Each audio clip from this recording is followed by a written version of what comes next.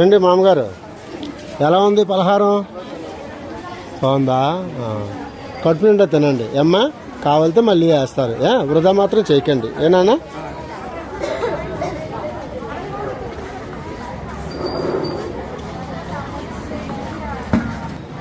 ఏంటి మామగారు ఎలా ఉంది పలహారం?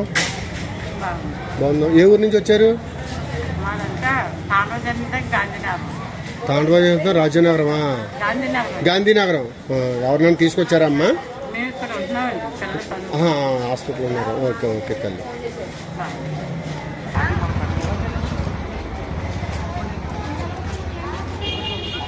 మా దగ్గర అన్నారు కానీ ఎక్కడ అనుకుంటుంది ఏది